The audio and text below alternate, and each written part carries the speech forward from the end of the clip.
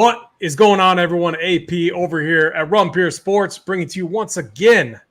We got the Lineup Builder Show. I'm here with my guy, Snyder. Snyder, what's going on? We got the Olympics this week. It's going to be a great event. The contests over on DraftKings are pretty awesome, pretty awesome for this event. But before we get into that, last week was awesome. It was a good week. We had the Vegas outright. We had a ton of good calls on our show. How was your week, my man? Yeah, it was a good week for me overall. Every showdown slate was a good one. The main slate was good. So, yeah, hit some bets as well. So, yeah, it was a good week overall. Actually, probably one of the top 5 best weeks of the year, probably, or so top 3 maybe even. But excited to dive into the Olympics here. We got 60 guys in the field, no cut, some good contests on DraftKings, so time to run it back. Yeah, I agree. I had a few built, it's just the combinations, trying to get the combinations right. I know I screenshotted that one build.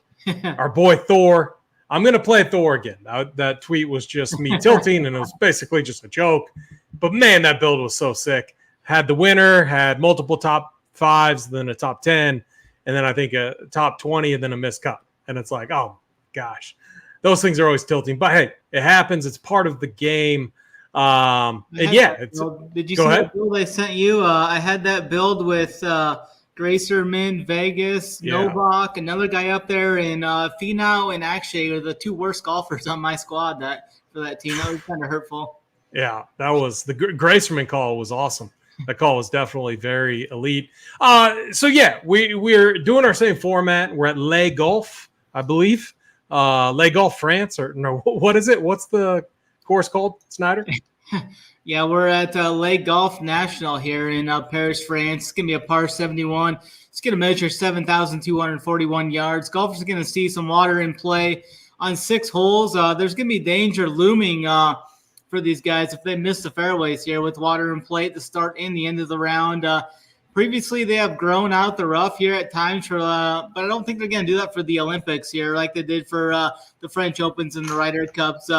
Doesn't seem to be that bad here. It's more manageable from some of the tweets and stuff I'm seeing out there. I would still weight accuracy over distance though this week, as these greens can be tough too if they're missed here. Around the green play is going to be tough here. Lots of undulation in these greens as well. The long iron play is going to be at a premium here this week, guys.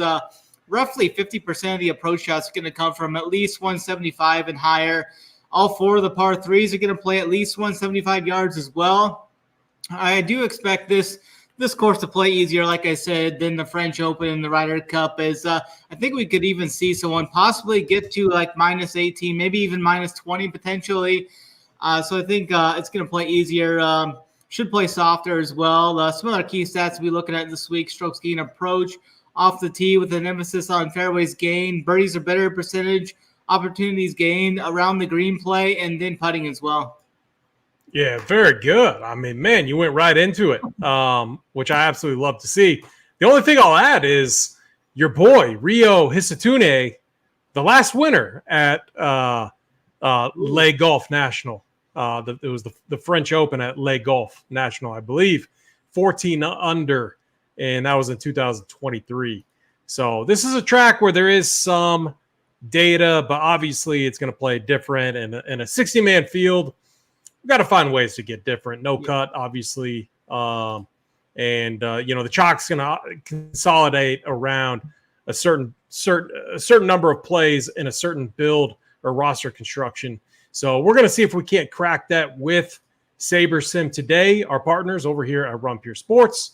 And for them and for us, hit the like button, hit the subscribe. It helps us out a lot. What's up, Richie Smalls? Hope you're doing well tonight, my man. So if you're new with us, we always go tier by tier. We're using RPS ownership projections. We're using SaberSim golf projections. They simulate it out hole by hole, every single golfer, and they create their projection based off of their sims, which I think is a really unique and nice way to do it, because golf projections are it's a discussion point. In my opinion, there's a lot of ways to do it, and not one is necessarily wrong or better than another. It's just you can have odds-based projections. You can have form-based projections, which is what our RPS projections are built on. What I mean by that is course form. So we're trying to identify, and we want the golfers that fit the best from a form standpoint.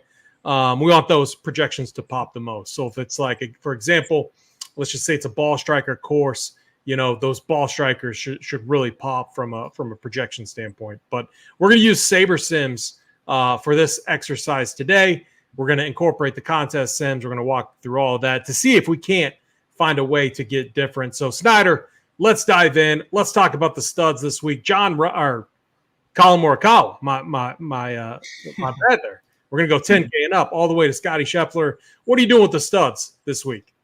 Yeah, I think we should see ownership kind of consolidated around everyone but Scotty. I think Scotty is going to be a little higher than the rest of the guys. I think the rest of these people, I think Xander will probably be up there too. I think we'll see from Morikawa up probably 17 to 20%. I think Xander and Scotty will approach 25 to 28 potentially.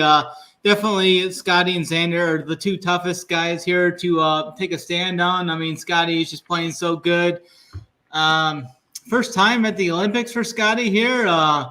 He's been winning about everything else. So, I mean, it's either been Scotty or Xander pretty much winning everything this year. Xander's got 2 majors on the year. Scotty's got 1. Scotty's got a handful of elevated events as well. So I'm going to try and play them both. Probably, I'm not sure how I'll be able to do it. Maybe just around the field on both of them, but definitely want to get some exposure to both of them. Xander was big for me at the Open. I had just enough of him to kind of eke out there. So, and he won the last Olympics as well. So he's coming off of a win at the Open and a win at the Olympics. So I think I'm going to be off Rory just because I want to play those other 2 ahead of him. I think Rahm could come in a little lower owned, but I think he could be the guy that gets steamed up again like we saw at the Open. He kind of got steamed up late. He finished T7 at the Open, won the Live United Kingdom event. I think he's fine if you want to go there, but Morikawa is another guy I'll be going back to. I think this course sets up really well for him too. He's really good off the tee, really accurate, really good with the long iron play as well. And the putter's been kind of heating up for him as well. So I think Morikawa, Xander, Scotty are the top 3 that I want to get on this week. Potentially maybe some Rahm if I can fit him as well. Yeah, I agree with that assessment. We're pretty much aligned.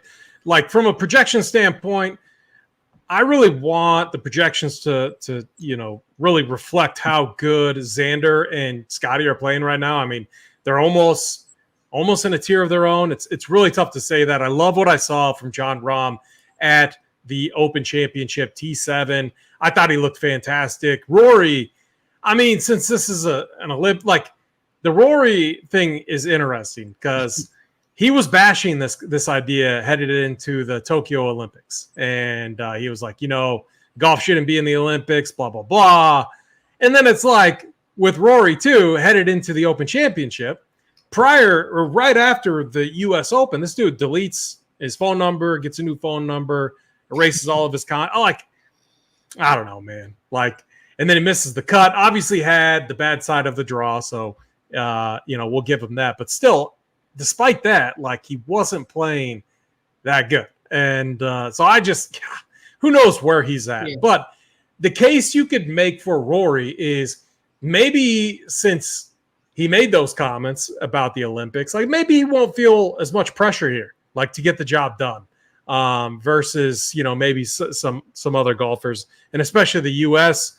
golfers. That's the one case that you could make because you got to think the pressure's on the U.S. They got to be favorites. You have Xander, you have Scotty up there, and Morikawa. You have three guys that are all easily inside the top 10 in the world for the official golf rankings. So maybe the pressure is more so on them versus your Jon Rahm and Rory.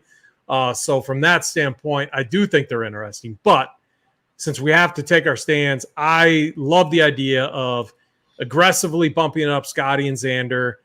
I really like Rahm, and then I like Morikawa. Ludwig, I bumped him up actually, and I might give him one more bump up as well. Ludwig's just, I mean, the dude's a stud, and I don't want to full fade him. Like if I'm building 3 lineups, I don't know if Ludwig is going to be in any of those, because I would want Rahm, I would want Morikawa, then I would want one of Xander and Scotty. And with that in mind, I don't know if we can make a 2-stud lineup work yet. And that's why we're doing this exercise today. So I think we're pretty much aligned here.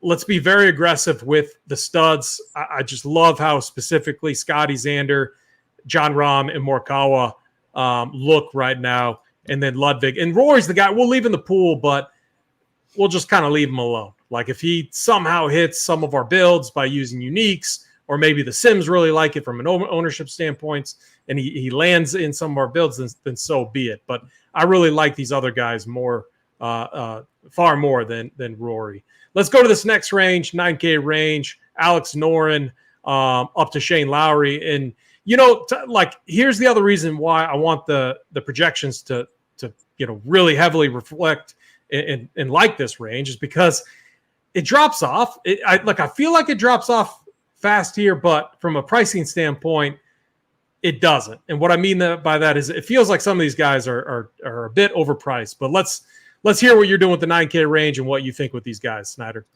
Yeah, I think Lowry and Hovland are both overpriced. Hovland's been really struggling with the around the green play, and it's going to be tough here. So I think I'm going to be off Hovland. He hasn't been the most accurate off the tee as well. So I'm just going to X out Hovland. I'm going to X out Lowry as well. I know Lowry's game's kind of trending upwards, but I think 9,800 is just too much. I don't think he's that much better than like Fleetwood, Neiman right there, Tom Kim, Alex Noren. I like all these, the bottom 4 at the bottom of this range here. Fleetwood's had success at this course previously. I think Neiman could translate really well to this course as well. He did struggle at the Open, but battled straight back. I mean, he's been on fire on the Live. I finished T2 last week to Rahm on the Live. He was T6 and T3 in his last 3 total Live events there. So I think Neiman is a guy that could kind of pop off here. And then Tom Kim has had some course history here. I believe he was 2nd or 3rd at one of the French Opens he played over here. So, and then Noren as well has some course experience over here as well. So I kind of like, I think my favorite play would probably be, I may actually even go Neiman as my favorite play, and then Fleetwood, Tom Kim, and Noren down kind of that range, I think. Yeah, I'm with you. When I look at this range, the one guy who doesn't feel overpriced has to be Joaquin Neiman, 9,300. The guy's been incredible on Live, and I like, there were moments where I forget what day it was, where he looked good and then obviously fell off a cliff there at the Open. But again, this is a different format. We love how these guys look, on Live, or how Neiman looks on Live. And I think he's probably, I don't want to say like the most talented, because Hovland is obviously, when he's on, he's incredible.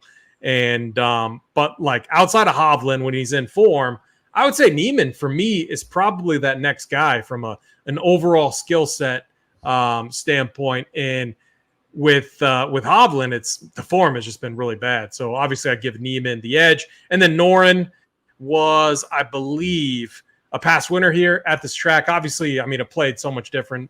He won 7 under, different field. I mean, he beat the likes of like Chris Wood and Russell Knox. That was in 2018. And then 2017, Tommy Fleetwood beat my boy Pete Uline 12 under to 11 under. So obviously Noren and Fleetwood might have more experience on the course. So I don't want to fully discount that. And I pretty much in line with you. Like we're under on Lowry and Hovland. We like Neiman. Yep. Fleetwood is fine if he hits some builds. He's fine. But man, it's like for me, it's like an opportunity cost type of situation. Because if you're playing Tommy, you're probably playing him over a Colin Morikawa or a Ludwig or maybe even Rahm if you're trying to get a Scotty and Xander. So it really opportunity cost comes into play, and that's where the values are going to make things kind of interesting from a roster construction standpoint. Tom Kim, fine. Noren feels overpriced, but again, maybe has some familiarity with this course. So for me, it's Neiman. That's the one guy I really want to pop in this range, and then I'm fine with some of these others. Any final thoughts in this range, or you think we're solid? Yeah, I like that right there. I think Neiman has the upside. Fleetwood is a past winner at this track, I think, a ways back. Wouldn't surprise me to see him kind of pop off here. He can't win in the States, but this is overseas. Yeah. But Good point. It's kind of interesting. It's interesting for this event, too. They're going to have a playoff for second and third as well, so we're not going to get position points for only 3 guys. So I think that's very slight, but I think that's kind of interesting. Yeah, I mean, from a sweat standpoint, that's going to make things even more fun. As far as like projecting that, very difficult to do. I think it's more so just something to keep in mind. From as you're sweating come Saturday and Sunday. So that's a good point, though. That's a really good point. Let's get down to the 8K range.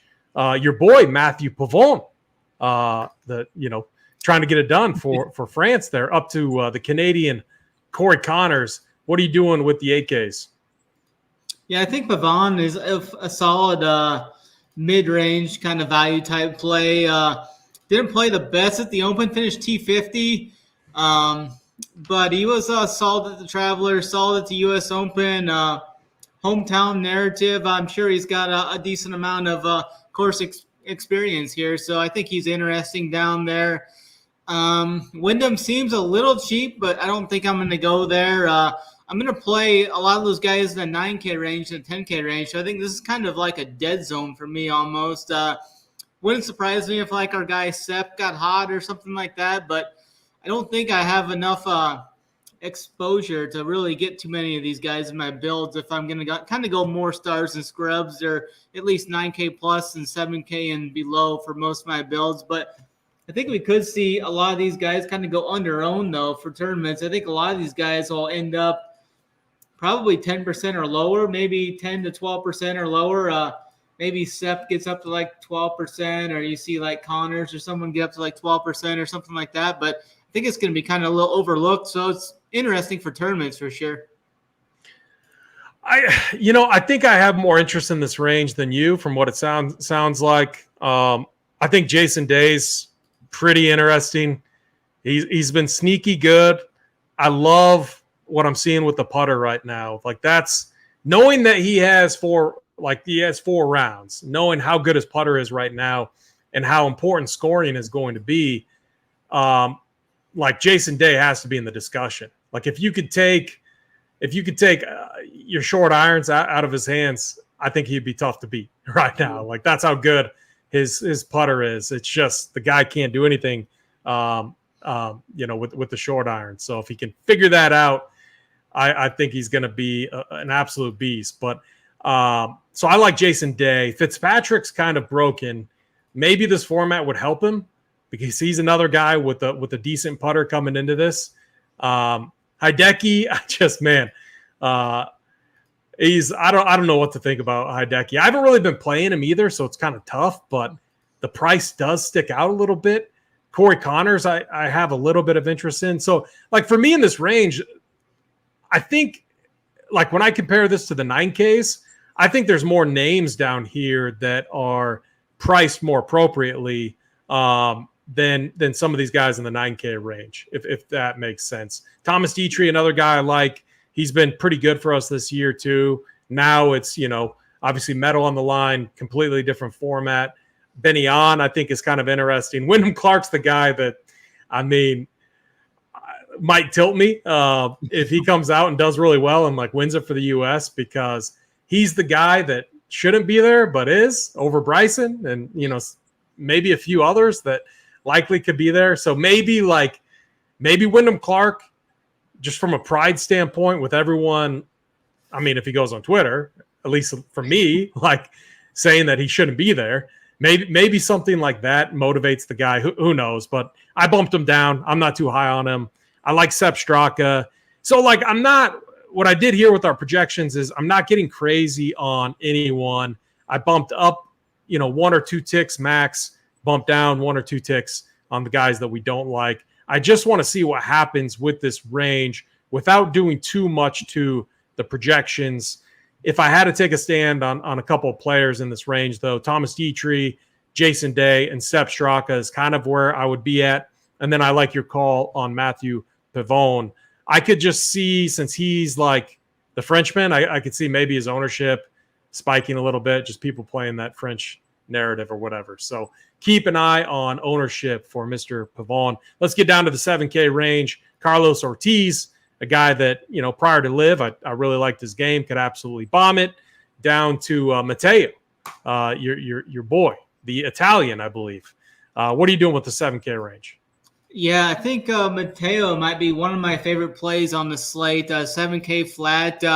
He lives relatively close to Paris, too. I believe he's about 10 hours away. So it's only about 3 hours further than like Pavone from where he is from Paris. So I think Matteo's kind of used to the area, I think, a little bit. So I definitely like him. He's been a soldier recently, too. I mean, he was strong at the 2 PGA events he played. He was T15th at the Genesis Scottish Open, and then T31 at the Open. He just needs that putter to kind of come around. He showed signs with the putter a couple of times, but when that putter kind of clicks for him, he goes low because the ball striking has been great for him. Gained 4 strokes approach at the Open, gained 9 strokes approach at the Genesis, and it's been good on the Euro Tour recently as well. He's got a win early in the year on the DP and a couple of a handful of other T10 finishes as well. So I'm pretty high on Matteo again this week. Probably be a soldier again. And then I think Ryan Fox is a good play for this format. He's played in the Olympics a couple of times, and his game's kind of trending upward. So I like him. 7,500. I think he's a fine value option. That's about the top ones. I kind of looking at Answer a little bit, but I played him at the Open. He made the cut. How's he been playing on the Live Tour? Yeah, he was T16 in the last Live start, and 26 T18, 24. So he's just kind of in mid-range at the Live, but he's a guy that could get hot. I think he's interesting. I think Nikolai Hogard was popular for the Open. Didn't really do that much there. T66 there. If he gets any steam, I think I'm going to jump off of him. But if he isn't owned that much, I think he's fine. Carlos the Kid, he won on Live about a month ago, I think. Back in June, he won on Live. It's been up and down on Live, so I think he's fine. He's got some good upside there as well, 7,900. Bezaden, who's been struggling recently. Odds makers really like Bezaden out. 65 to 1 on DraftKings right now.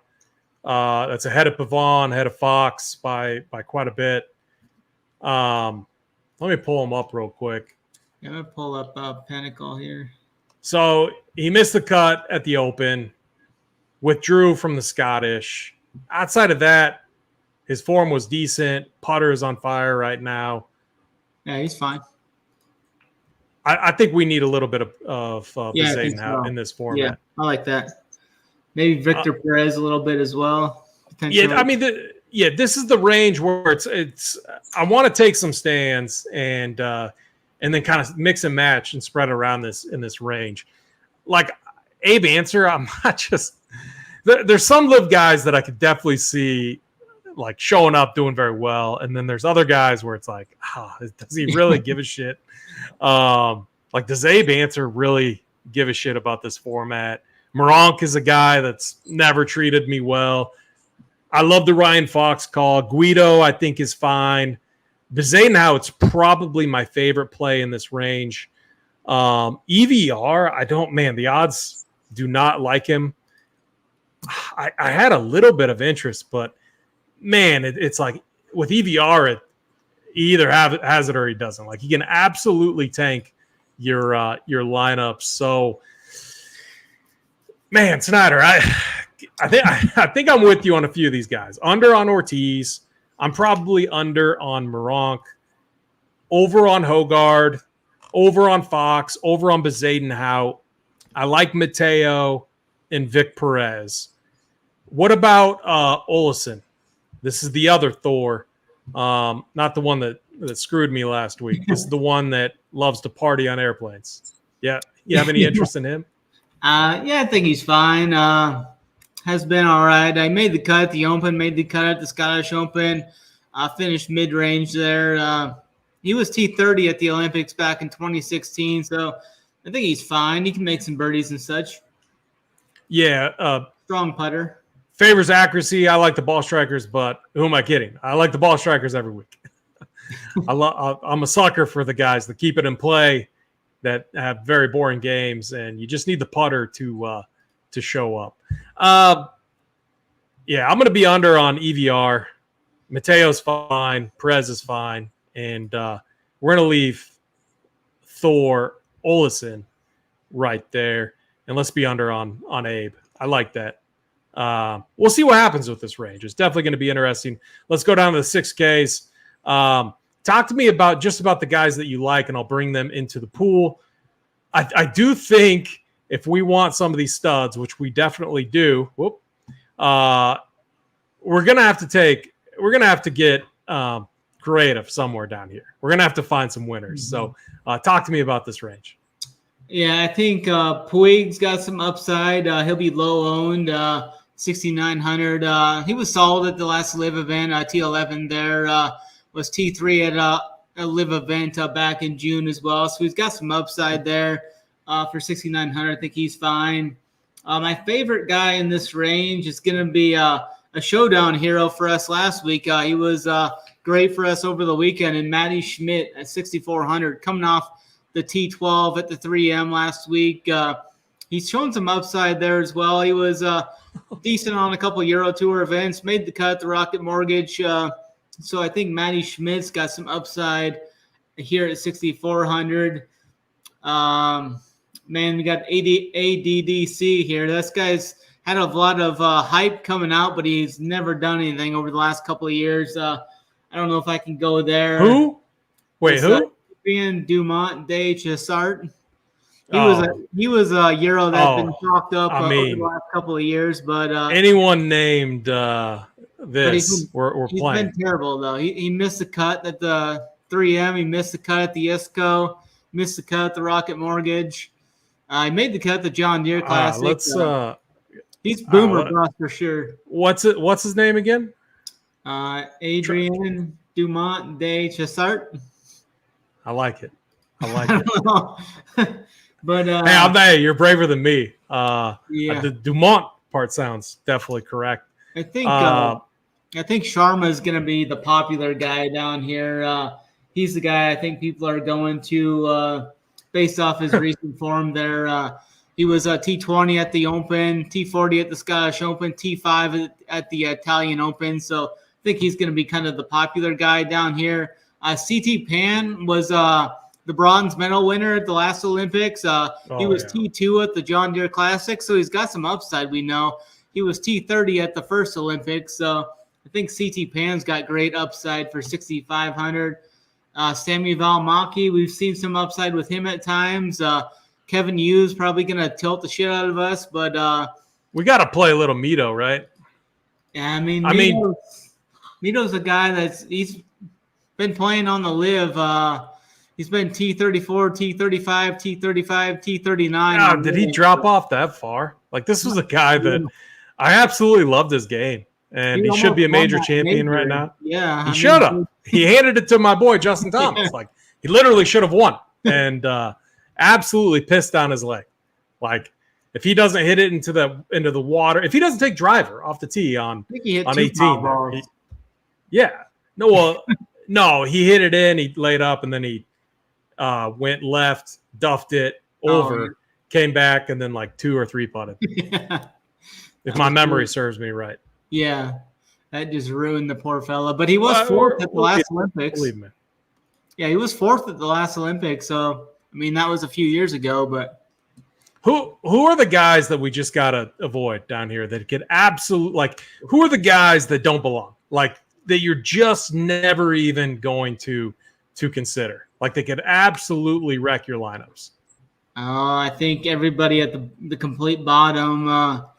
Carl Juan is interesting at 6K, but he's been terrible coming in. I don't think I would force any of these guys in below 6. What about Toasty? Can we play Toasty? Got some upside, yeah. If you want to sprinkle them in for large field, definitely not like a 20 max or 3 max guy, but like a 150 guy for sure.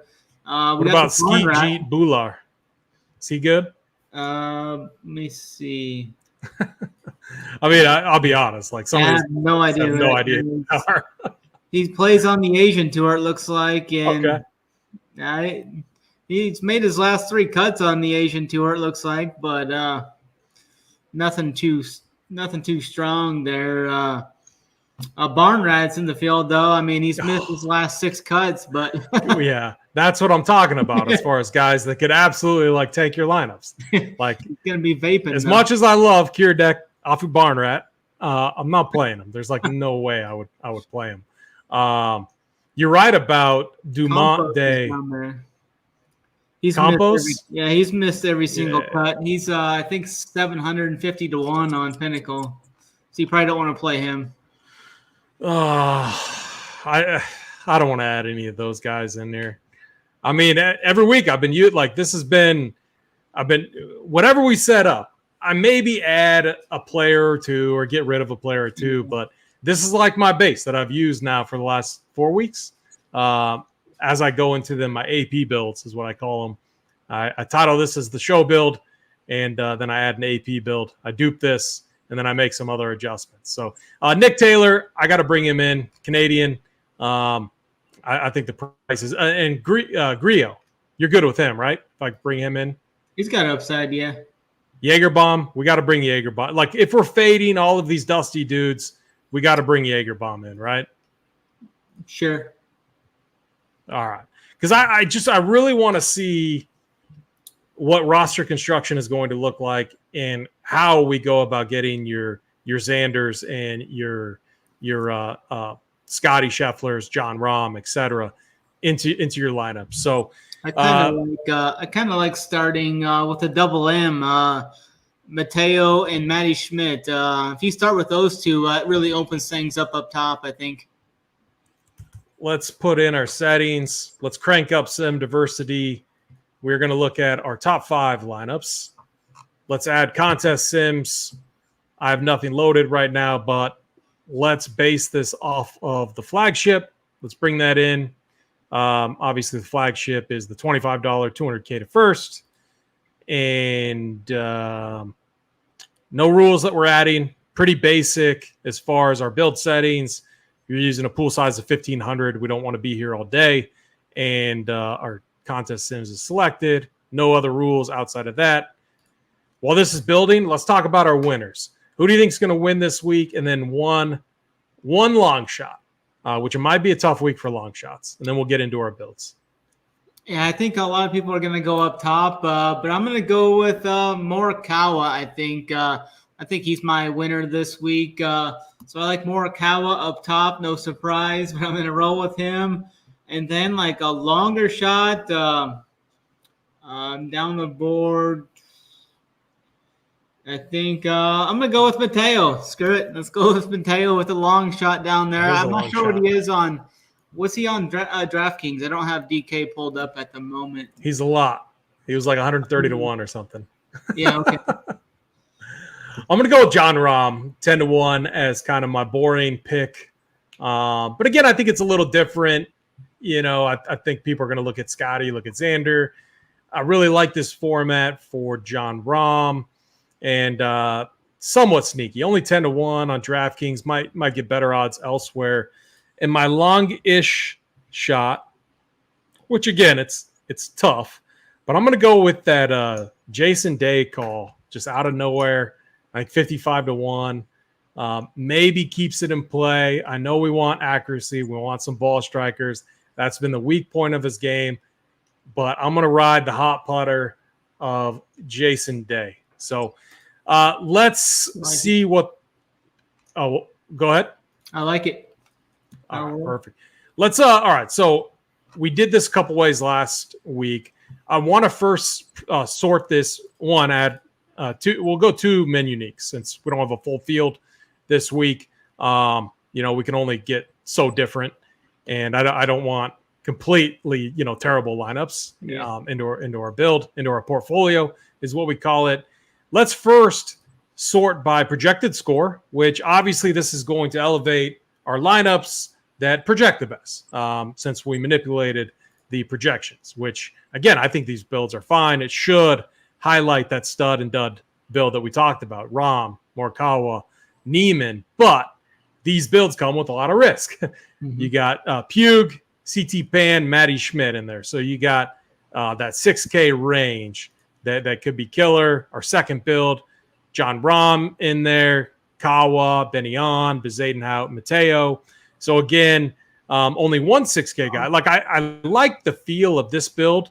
And to achieve this, obviously, we need a piece or two from that 7K range and then one 8K guy. But I like the feel of that build versus the number 1 ranked build. Let me see if Xander or Scotty fall into any of these, and they do not. You might have to go to do like 50 of the 150 or the 1500 to get any of those guys. Yeah. Oh no, I know. So that's just sorting by projected score. So now I want to see what the contest sims do for us. So now we're sorting by risk adjusted, return on investment, ROI, which is SaberSim's recommended sort if you're using the contest sims. And again, we get more of a balanced build with one stud, which I think is also kind of interesting. The risk with this build is you're probably dust if the winner is Scotty, Xander, or Rahm. Like, wouldn't you agree? Like, you want the winner in your lineup. Yeah, so for sure. With this lineup, you're really banking on like a Morikawa and Neiman winner. Let's look at a few of these other ones. I mean, what's your thoughts on what you're seeing right now with some of these builds? Yeah, I kind of like even starting more. If you think Morikawa's gonna win, like I do, I don't mind starting teams with him and then kind of going even Morikawa and Neiman. But if you start teams with that double M, start there like the Mateo, Matty Schmidt. Let me see. I'm gonna do something. Yeah, you can. So I'm aggressively bumping up Scotty and Xander. So I bumped them up a bunch of ticks. They're well over everyone else because in these lineups, as you've seen, sorting by projected score and the contest sims ROI, we're not getting a lot of that, which I think is kind of interesting. I really want that win equity, that win upside, and especially if you get like a Xander.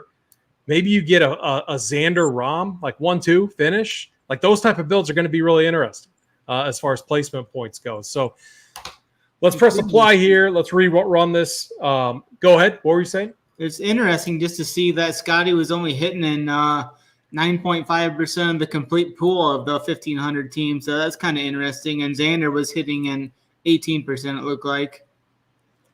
It's interesting. It's not surprising because his the price is just so high, so high. So obviously by aggressively bumping them up, we now have shares of Scotty, of Xander. So like when I'm looking at this, knowing that right now I'm building for 5 builds, okay, I want to be diversified. I want to have winning upside into my lineups. Right off the bat, I like that Scotty, Xander, Rahm, Morikawa. I know at least I know these guys are going to be in my builds. So I know that right out of the gate, my lineups have winning upside is what I want to call it. And then I see Neiman, Tom Kim, Hideki. So I like the guys that are popping. That tells me that we got some upside in our lineups. Right here, Xander Rahm, kind of interesting. But again, to go that route, you're having to punt. which could be viable this week. Yeah. Like it's really gonna this is a really interesting format. Like if you're very confident that these guys are going to crush, I mean, then yeah, you're going to want to build like this. However, if Xander underwhelms or if Rahm underwhelms, it could definitely tank your lineup. So roster construction, I think, is going to be probably the most interesting component this week. Here's another Rahm build. Let's look at that Scotty build. So what's your thoughts on this? Scotty, Thomas Dietrich, Pavon, Højgaard, Pugh, and Toasty. Yeah, I think those are solid. I do think if you're going to play Scotty and Xander, I think for Scotty and Xander to hit the optimal with the salary and how this pool is setting up, I think they're going to have to win to hit the optimal, I think, for Scotty and Xander. Rahm, you can kind of build a little more even. Morikawa, you can definitely build a little more even. So I don't think they necessarily have to win, but it's kind of interesting. Something I need to dive into more going forward. But I like this. Yeah, that's a solid team right there. This is why I think Bezuidenhout's going to be kind of an anchor of mine this week. Mm-hmm. I just think he frees up so much. Yeah. As long as he brings in, I mean, as long as he does more than what he did at the Open Championship, then I'm gonna be good with him. Yeah, that's a solid team right there up top. I like that one for sure. Here's another Morikawa. Yeah, it's strong. Xander, which is interesting. Bezuidenhout's in there. Kawa, another Bezuidenhout. So you got that anchor. So the 7K range, you're gonna have to find that anchor type of play to round out your lineup in your stud and dud builds, which is kind of interesting. So I don't know, man. Like, go ahead. It looks like on these builds in the Sims and stuff, you're not going to see a double Scotty stud build in many things. With that extra 900, it really kind of caps you a little bit with Scotty there. So I think he could come in even a little under-owned. I think Scotty could. Let's lineups. Oh, you have him. You got Scotty highlighted. He only hit on. Yeah, I just want to see what. So we have some Scotty Morikawa builds in there. So yep. For you to accomplish that, you need your 7K anchor, and then you're gonna have to be comfortable with getting uncomfortable in that 6K range. Now, again, if one of these guys, like, I just don't see like a U.S. finish where they're finishing like 1-2-3 or 1-2 or 2-3. Like, I just think your John Rahms, your Tommy Fleetman, Neiman, like, I just feel like some of those guys are definitely going to be a factor. Maybe it's Rory too. So I don't know. I think it's a really interesting week to follow ownership, find good ownership projections, and to maybe take some stands and just kind of go against the field just a little bit. Like, I don't have a problem with that route this week. So with that said, though, Snyder, let's wrap this up. What's your final thoughts on the week? Yeah, I think it's going to be a fun little sweat follow. It's going to be early in the morning again. I think it's going to tee off right around like 2:30 or 3 a.m. So it'll be a fun kind of sweat like the Open. You're guaranteed 4 rounds, so that's always good. Everything will most likely change throughout the weekend. So if you're winning a bunch on Thursday or Friday or losing a bunch on Thursday or Friday, it's more than likely going to completely flip-flop by the weekend. So it'll be fun to watch. Bet stinks. No way. I mean, Snyder, you were trying to tell me that when we were talking about Bezuidenhout. Now, again, when I talk about a 7K anchor in your builds, I'm not saying lock Bezuidenhout. I'm just saying from what I saw as far as roster construction goes, if you want a stud, you're going to need an anchor down in the 7K range. That's what I was seeing from a roster construction standpoint, unless you're comfortable playing multiple 6K guys. So that's where you can get creative with rules, limiting the amount of 6K guys into your builds. But again, I think it's a unique week to where you want to try and nail, obviously, the winner, get another guy, that places second or third, and then you want guys that go low that can score for you. That's kind of the path for me. And that's how I'm going to be building lineups. So, with that said, Snyder, did you have any other final thoughts, or should I get us out of here? No, I think that pretty much does it. So I'll have the playbook up here tonight. I'll have the cash chart up, all that. Showdown playbook will be all 4 rounds. We'll just look to keep it rolling here this week. Yeah, let's do it. Let's have a big week. The contests are massive. This starts in the middle of the night. We'll be discussing strategy all the way up till at some point tomorrow night, I'm sure. And then, obviously play starts in the middle of the night for many of us. So with that said, good luck this week. Hit the like button, hit the subscribe before before you're done watching this show. For Snyder, I'm AP. Good luck and run beer.